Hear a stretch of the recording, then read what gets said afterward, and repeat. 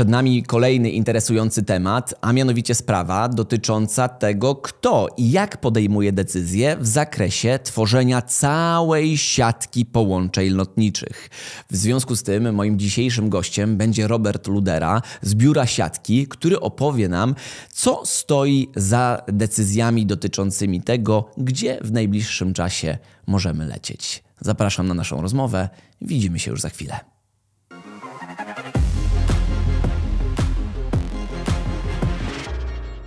Tak jak zapowiedziałem, taki się stało. Jest z nami Robert Ludera. Dzień dobry, Robercie, dobrze Cię widzieć i dobrze, że jesteś z nami.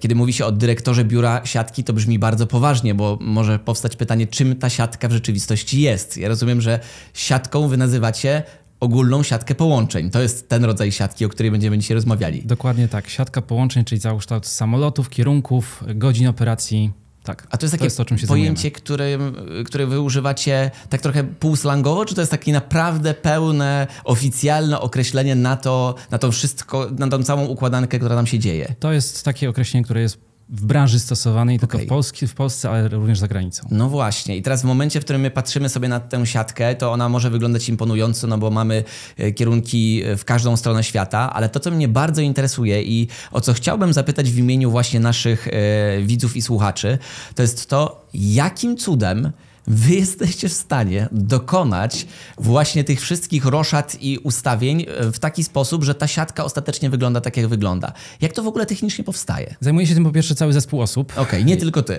Nie tylko ja. Nie tylko ja. Aczkolwiek cieszę się, że mam przyjemność tutaj nieco dłużej nad tym pracować, ale to jest praca zespołowa.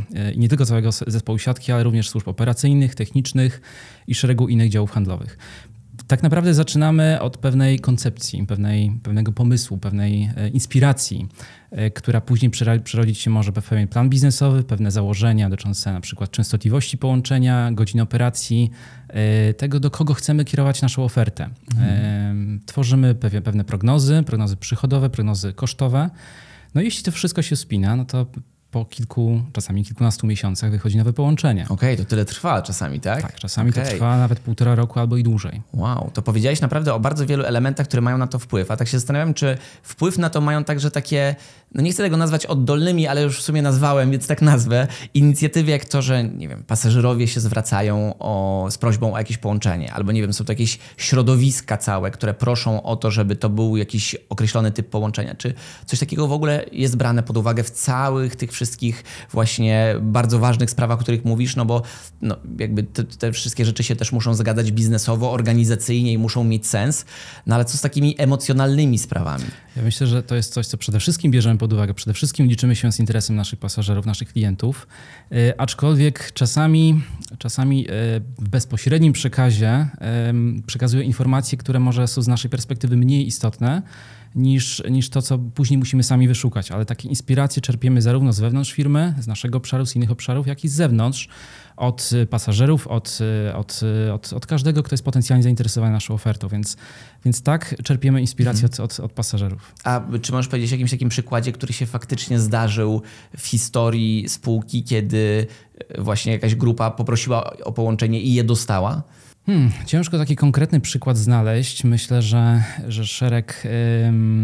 szereg pomysłów czerpiemy z różnych źródeł i te pomysły często się powtarzają. Jeśli ten pomysł kilkukrotnie się pojawi albo wielokrotnie, zaczynamy myśleć o tym, że może faktycznie o czymś zapominamy, może faktycznie czegoś nie dostrzegamy w naszych danych historycznych. Oczywiście mamy narzędzia, swoje dane historyczne o tym, skąd, dokąd, ilu pasażerów dotychczas podróżowało między dwoma punktami, ale zdarza się, że dotychczas na przykład popyt nie istniał między dwoma punktami, a dopiero wykreowanie nowej oferty, nowe połączenie może sprawić, że tysiące pasażerów zaczną być zainteresowani danym punktem.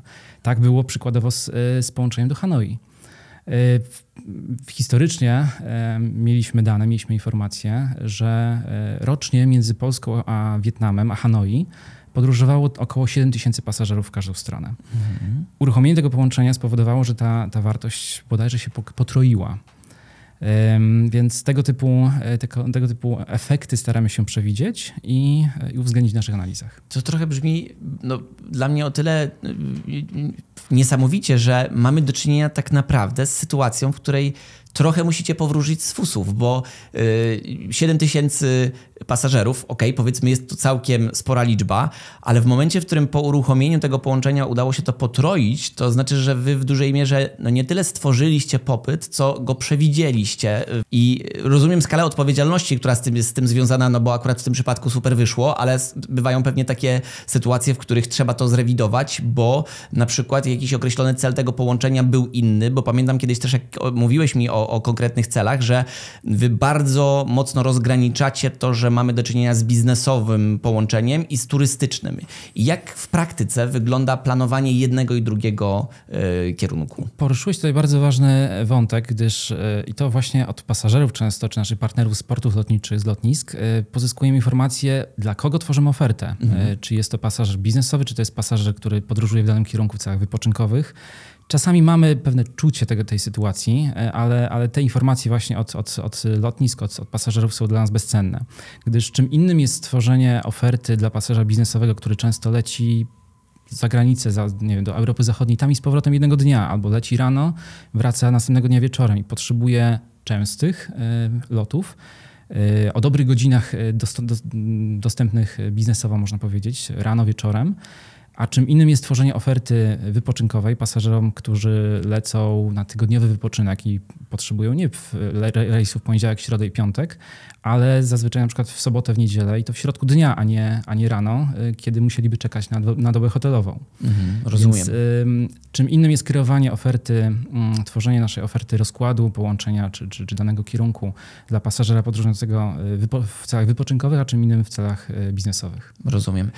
Wybacz teraz naiwność tego pytania, które zadam, ale tutaj będzie wiele naiwnych pytań, bo ja też jestem tylko i aż pasażerem i chciałbym wiedzieć, że rozumiem wszystkie te wasze założenia. Właśnie to, że czujecie jakiś kierunek, że jest tam bardzo wiele różnych biznesowych powodów, dla którego warto taki kierunek otworzyć. Ale z drugiej strony myślę sobie, czy wy musicie w takim razie bardzo ściśle współpracować z lotniskami, które będą docelowym portem, bo pomyślałem sobie o takiej sytuacji, w której czysto na papierze, we wszystkich tabelkach i z punktu widzenia jakichś konsultacji społecznych może się okazać tak, że to jest dobre połączenie właśnie, żeby ktoś był w stanie w sobotę rano przylecieć, w następną sobotę wieczorem odlecieć, no ale w momencie, w którym chcielibyście, żeby ten samolot do Warszawy wrócił na przykład w sobotę wieczorem, to na to nałożą się jakieś ograniczenia ze strony tamtego lotniska, prawda? W związku z tym to jest jeszcze element jeden dodatkowy, który musicie wziąć pod uwagę, tak? Tych elementów jest naprawdę całe multum i wydaje mi się, że zabrakłoby nam czasu, żeby omówić wszystkie, ale faktycznie lotniska są kluczowe w tym procesie.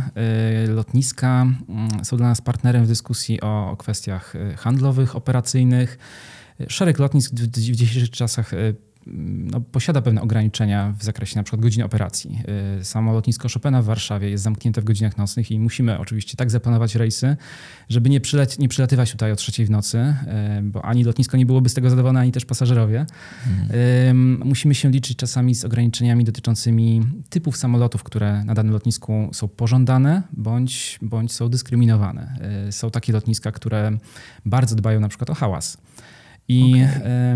I różnymi mechanizmami zachęcają nas do wykorzystywania najcichszych samolotów, najoszczędniejszych, czy czasami największych, bo mają ograniczenia na przykład w liczbie operacji. Więc tu jest multum elementów takich operacyjnych, które często się przekładają na elementy handlowe, bądź na sam sens istnienia danego połączenia. Lotniska również dzielą się z nami szeregiem informacji właśnie o popycie.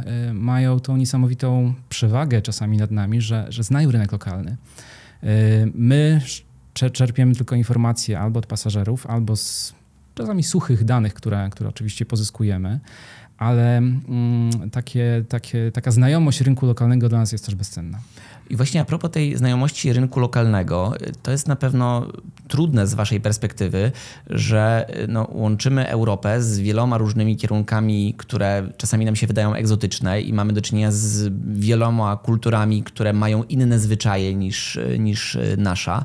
I tak sobie myślę, jak jesteście w stanie doprowadzić do sytuacji, w której to wszystko się udaje pogodzić? To znaczy, że na przykład w momencie, w którym mamy do czynienia z bardzo dalekim kierunkiem, jakim jest Kazachstan, stan i zwyczaje panujące w obrębie, no nie wiem, chociażby nawet korzystania z środków komunikacji są pewnie inne niż u nas w zakresie tego, no, jakichś pewnie wielu różnych elementów. I jak sobie radzicie z tymi wszystkimi różnicami kulturowymi w momencie, w którym właśnie no, na sam koniec ta siatka musi się zgadzać?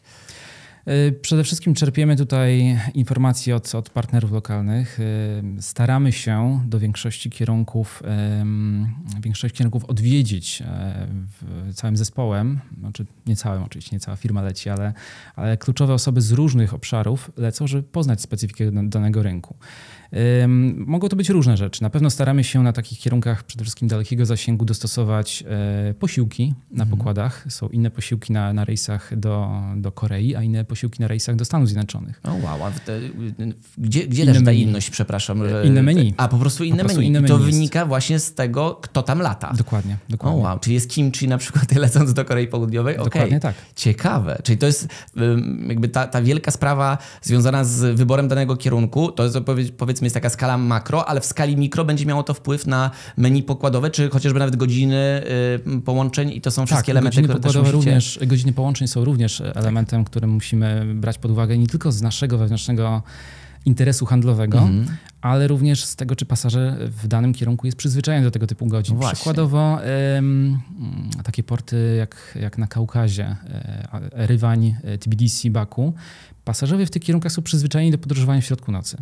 Wow, też kulturowo. Tak? Kulturowo trochę to też wynika z dotychczasowej oferty, którą mieli, ale nie stanowi to dla nich tam większego problemu. Natomiast gdybyśmy stworzyli ofertę, nie wiem, pasażerom do Paryża, wylotu o 23:00, przylądowania w Paryżu o 3:00 w nocy, myślę, że liczyłaby się ona z mniejszym zainteresowaniem. Jak ładnie dyplomatycznie powiedziałeś. Rozumiem. I to są o tyle fascynujące sprawy, że pewnie podejrzewam, że zdarzają się takie sytuacje, w których jakieś korekty dotyczące wyboru konkretnych połączeń są dokonywane po czasie na takiej zasadzie, że właśnie, no nie chcę powiedzieć, że się pasażerowie skarżą, ale znowu powiedziałem, że się skarżą, już tak powiedzmy, że zgłaszają jakiś wniosek w momencie, w którym na przykład godzina nie odpowiada. Wtedy rozumiem, że też takiej korekty jesteście w stanie dokonać, o ile to lotnisko docelowe na taką korektę pozwala. Ja bym powiedział nawet więcej. Taka optymalizacja, takie dostosowywanie naszej już istniejącej oferty stanowi większość naszej pracy. Okay. Myślę, że kształtowanie nowych kierunków, tworzenie nowych połączeń to jest trochę mniej niż to, ile starań wkładamy w dostosowanie naszej istniejącej oferty do trochę zmieniających się trendów, zmieniającego się zapotrzebowania. Więc tak naprawdę co sezon większość naszej pracy wkładamy w to, aby czasami zwiększyć liczbę foteli dostępnych na danym kierunku, czyli podstawić większy samolot, a nie mniejszy, albo dodać dodatkowe częstotliwości, zamiast 3 razy dziennie lecieć gdzieś 4 razy dziennie. Czasami jest to działanie w drugą stronę, gdyż może się okazać, że zainteresowanie tym kierunkiem spadło. Pasażerowie znaleźli sobie inne, ciekawsze kierunki. Więc takie dostosowywanie dzieje się na bieżąco. Można powiedzieć, z roku na rok analizujemy nasze własne wyniki czy dane rynkowe i dostosowujemy skalę danego połączenia do oczekiwań rynku, do oczekiwań pasażerów. Okej. A czy w przypadku siatki połączeń ma znaczenie sezonowość? Tak jak się, inaczej planuje wakacje trochę na zimę i na lato, to czy tutaj mamy do czynienia z czymś podobnym? Zdecydowanie musimy uwzględniać sezonowość w naszych planach. No, takie są realia, że mało kto będzie pewnie zainteresowany lotem, latem nad Morze nawet Śródziemne, nie tylko bałtyckie. Więc staramy się inne kierunki proponować w zamian ograniczanych kierunków wakacyjnych zimą. Przykładowo w sezonie zimowym oferujemy Dubaj, na który nie znajdujemy dzisiaj uzasadnienia ani miejsca, albo inaczej, znajdujemy lepsze, alternatywne kierunki latem. Czyli Dubaj funkcjonuje zimą, ale ten sam samolot, który lata zimą do Dubaju, latem wykonuje połączenia czarterowe dla naszych partnerów, biur podróży do Turcji, Grecji i tak dalej. Rozumiem.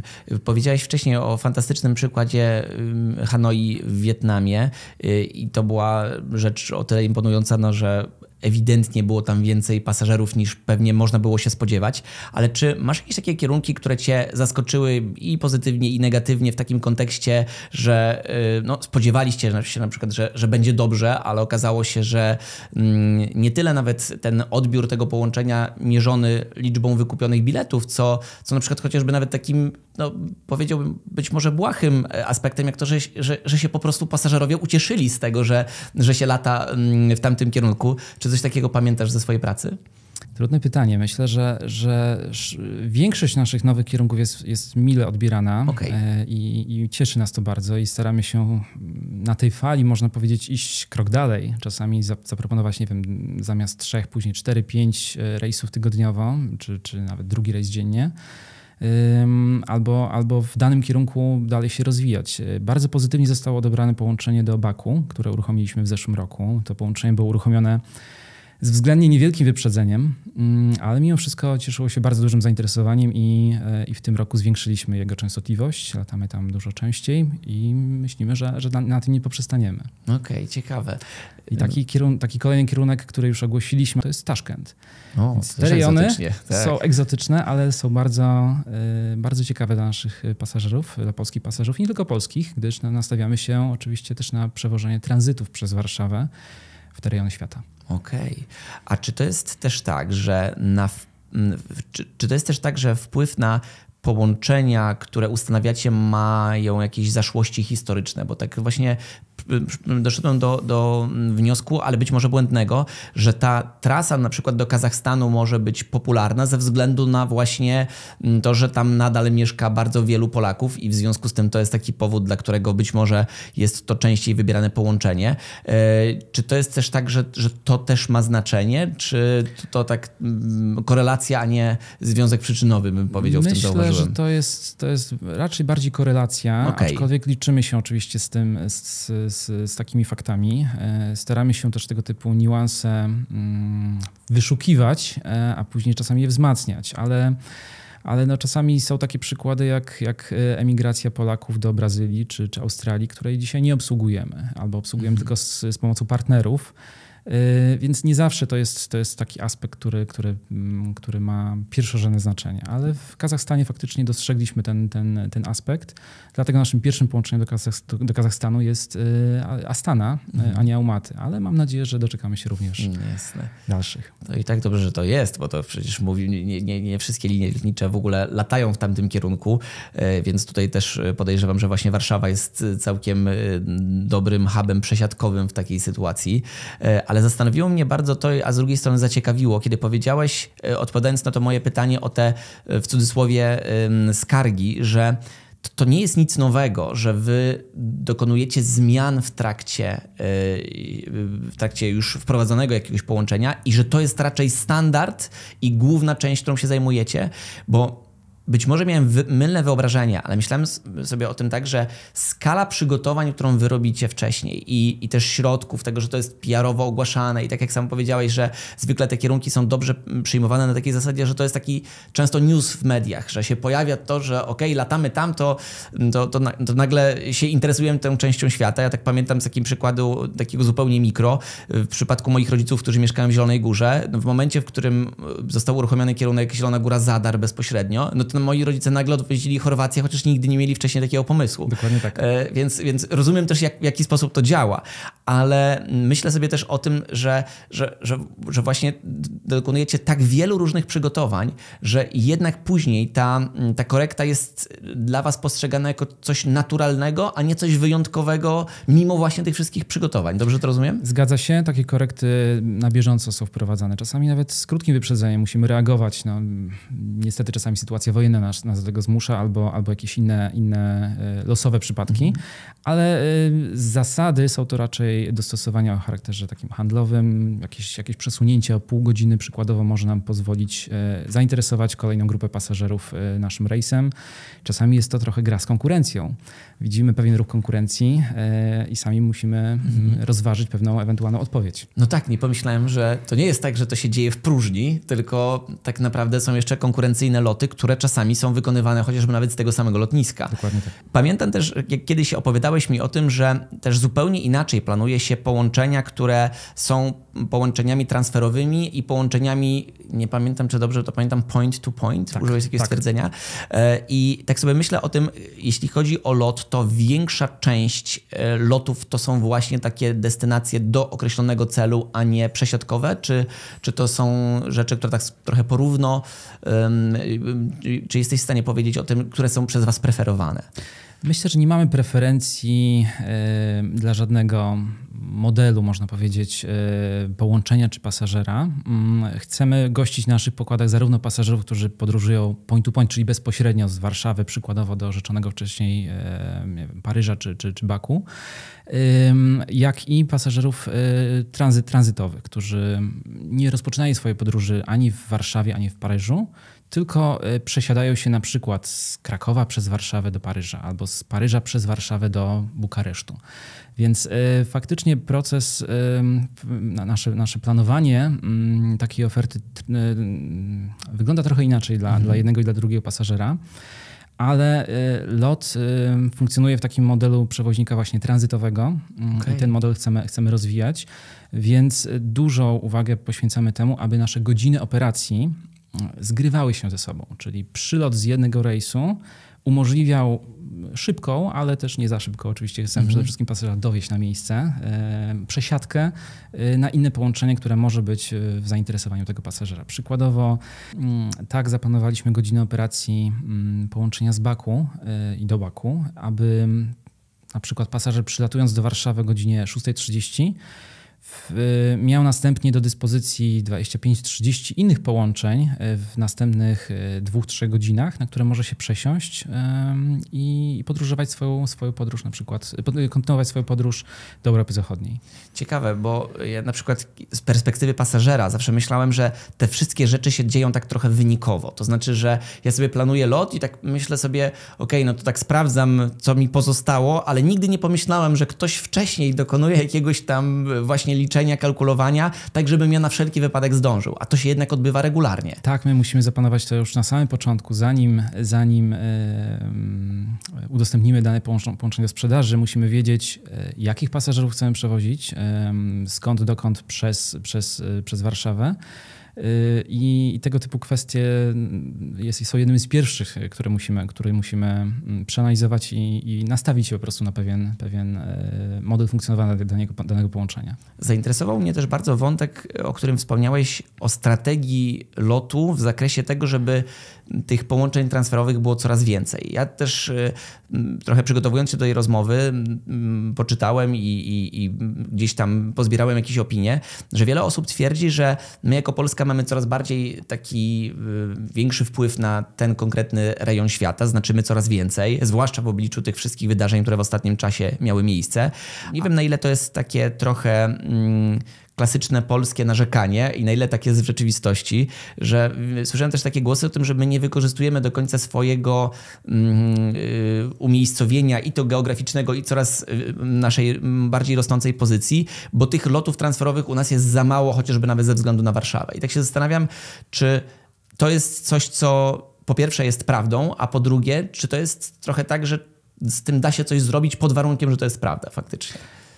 Nasze położenie geograficzne myślę, że jest dosyć dogodne i powinniśmy częściej wykorzystywać atuty z tym związane, gdyż Warszawa jest właściwie po drodze, na przykład w podróżach nie tylko z Rumunii do Stanów Zjednoczonych czy Kanady, albo z Niemiec do Chin albo Japonii, ale również w takich, można powiedzieć, dalszych kierunkach. Przykładowo z Indii do Stanów Zjednoczonych również jest bardzo po drodze, lecąc przez Warszawę.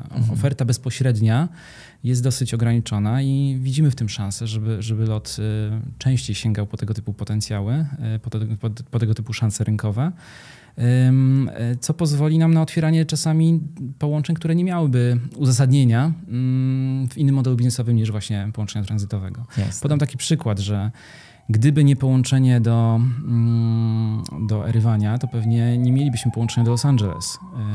Naprawdę? To jest aż tak, powiązane ze sobą? Tak, to są tego typu niuanse, które wykorzystujemy, ale jest bardzo dużo pasażerów z Armenii do Los Angeles i z powrotem. Wow.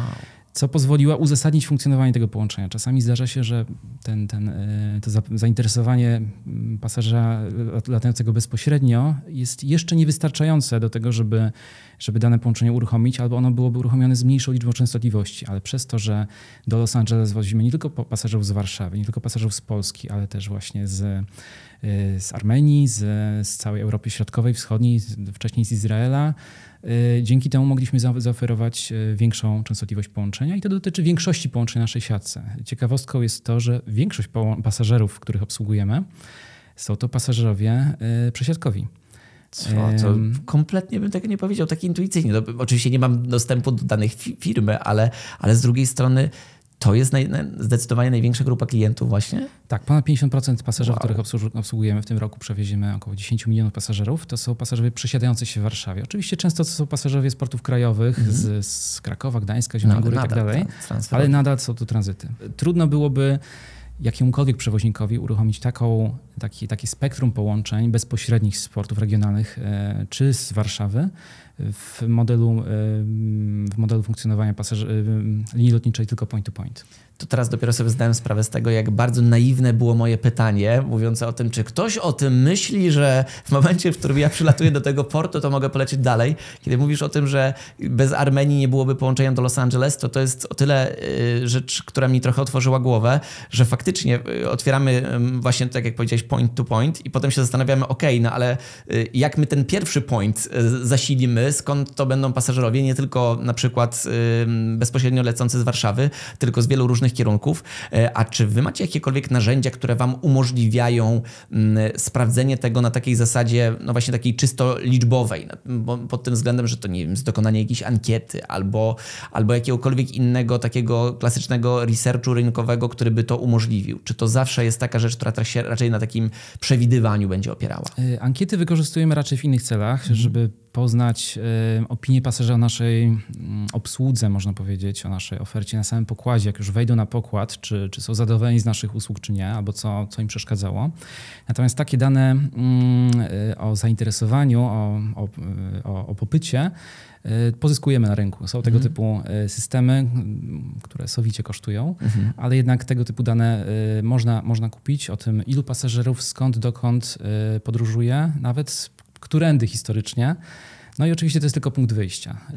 Możemy wiedzieć, że historycznie między Warszawą, między Polską a Hanoi było 7 000 czy 8 000 pasażerów i że podróżowali oni hipotetycznie, akurat tutaj z głowy mówię, że przez na przykład Dubaj albo przez Stambuł i to jest tylko punkt wyjścia dla naszych dalszych prac. Rozumiem. Czyli to było trochę tak, że otwierając to połączenie do Los Angeles, wiedzieliście o tym, że ci klienci z Armenii będą ważnym zasobem. Tak. Okej. Tak. Rozumiem. To w sumie ma to logiczne uzasadnienie, bo tak sobie nie wyobrażam takiej sytuacji, w której ktoś pewnego dnia właśnie przyszedł do waszego biura do pracy i powiedział: wow, słuchajcie, nie uwierzycie, ale mamy tutaj po prostu cały pokład z Armenii, rozumiem. Chociaż nadal dla mnie jest to trudne do zmieszczenia w głowie, bo my za każdym razem mówimy trochę o takiej sytuacji jak przewidywanie, które akcje urosną na giełdzie. Mam wrażenie, że to trochę, nie wiem, czy się zgodzisz, czy to jest dobra analogia, ale oczywiście są pewnego rodzaju dane. Są historyczne, są wykresy i wszystkie inne rzeczy, ale do momentu pewnie, kiedy otworzy się to konkretne połączenie i tak pewnie nie wiadomo na 100%, prawda? Zgadza się, że to jest dużo matematyki, ale też dużo takiej sztuki, można powiedzieć, czy prognozowania na podstawie czasami informacji, które ciężko skwantyfikować. I zawsze jest duża niepewność, czy nasze założenia spełnią się później w rzeczywistości, czy będziemy musieli jakieś dostosowania później poczynić, aby na przykład dane połączenie bardziej nastawić na innego pasażera, skądinąd, Bo zdarzały się też takie przypadki, że najpierw połączenie realizowaliśmy w pewnych godzinach operacji, licząc na pasażerów na przykład ze Skandynawii, a później okazało się, że te potoki, ci pasażerowie dopisali w mniejszej skali niż zakładaliśmy, więc godziny operacji zostały zmienione, aby nastawić się na pasażerów trochę z innych kierunków. Rozumiem. Kiedy powiedziałeś o tym, że Warszawa ma dużą szansę na to, żeby się stać takim sporym, globalnym portem przesiadkowym, no to wydaje mi się, że takim słoniem stojącym w pokoju jest to, że to nasze lotnisko w Warszawie, Warszawia Chopina, niestety, ale nie jest największym lotniskiem na świecie, na jakim byłem. To już też tak bardzo dyplomatycznie mówię, bo chociażby nawet licząc liczbę gate'ów, to z tego co pamiętam mamy 44 tam chyba w tym długim pasie. No to znam takie lotniska, bardzo małe lotniska w Hiszpanii, które mają, pewnie małe z perspektywy Hiszpanii, które mają tych gate'ów więcej, czy terminali chociażby nawet, nie 2, a 4. No i teraz myślę sobie o tym, że w momencie, w którym mamy do czynienia z czymś, co nie jest największe obecnie, czy port Warszawa, lotnisko Chopina jest w stanie się rozbudować jeszcze ponad tą powierzchnię, którą zajmuje obecnie? Myślę, że przepustowość lotniska Chopina jest bardzo bliska wyczerpaniu.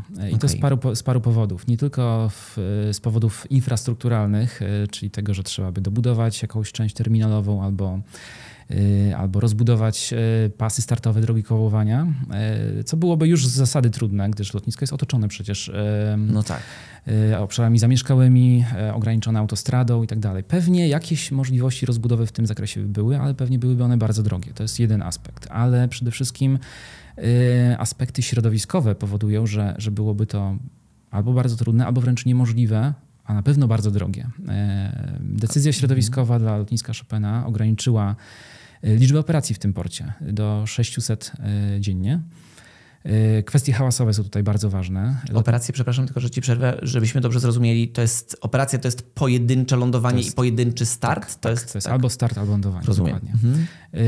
Kwestie hałasowe są bardzo ważne, gdyż lotnisko jest praktycznie w centrum miasta, co jest z punktu widzenia mojego jako pasażera jest bardzo dogodne, ale z punktu widzenia planowania większej skali działalności jest jednak wyzwaniem.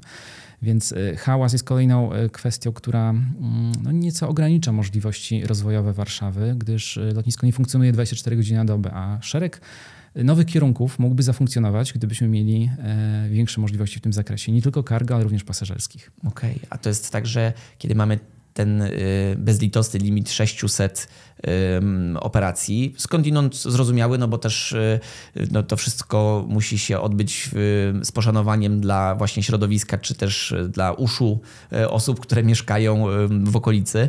Czy to jest tak, że lotnisko warszawskie tak dobija sobie do tego limitu, czy to jest tak, że mamy jeszcze duży zapas? Ten limit, można powiedzieć, już był osiągnięty w 2019 roku. W szczycie sezonu letniego już nie było przestrzeni na dodawanie dodatkowych operacji. Myślę, że jeśli nie w 2024 roku, to rok później znowu ten limit osiągniemy. Więc faktycznie widzimy już ten sufit.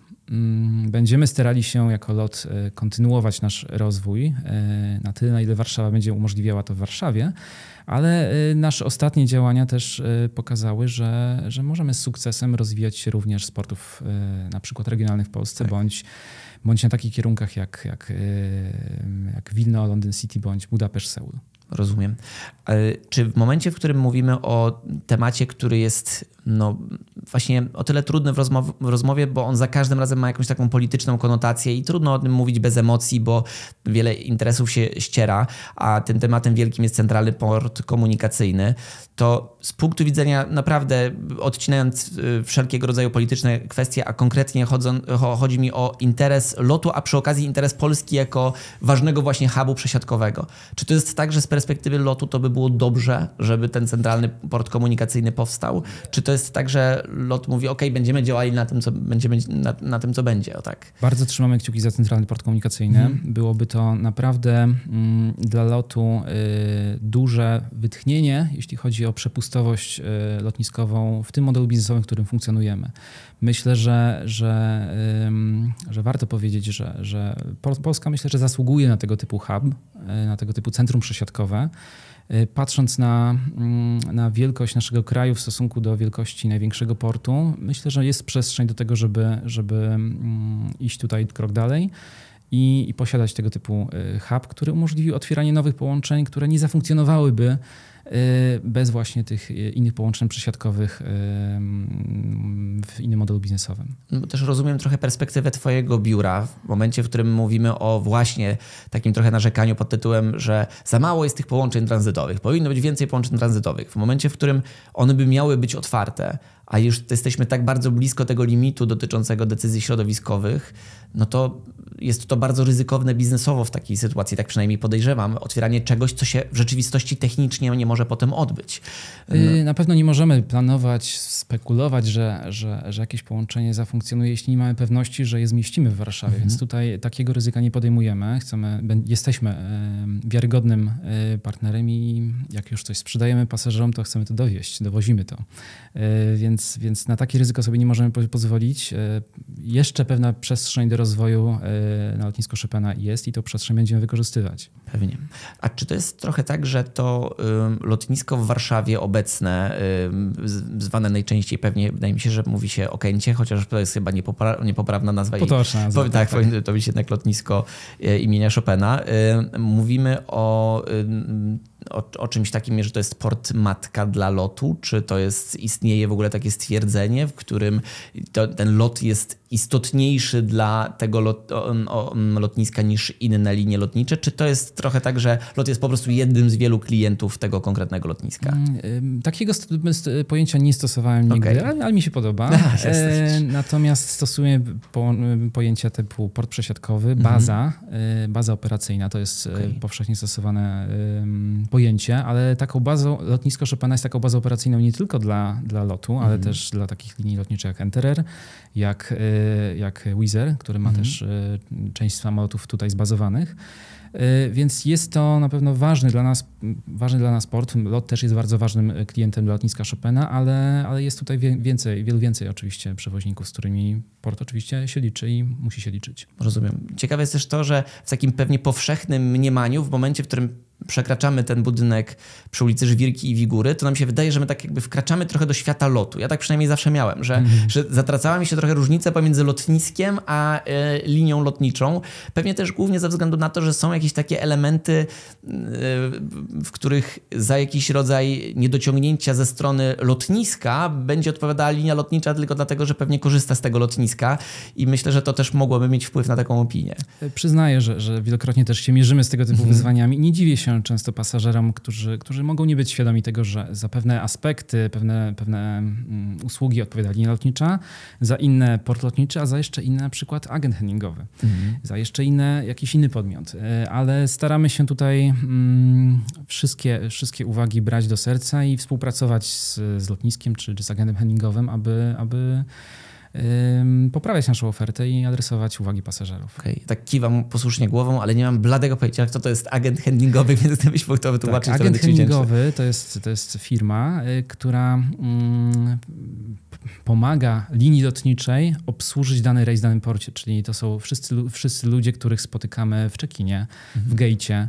To są ludzie, którzy pomagają nam przygotować samolot do lotu, na przykład sprzątając go, bądź zapewniając tam odpowiednie wyposażenie. Czy to na przykład magazyn pokładowy Kalejdoskop, czy jakieś inne kwestie. Ja tutaj trochę występuję jak taki reprezentant tej ciekawskiej, nieco bardziej grupy pasażerów, która chce być bardziej świadoma i lepiej rozumieć to wszystko, co się dzieje dookoła.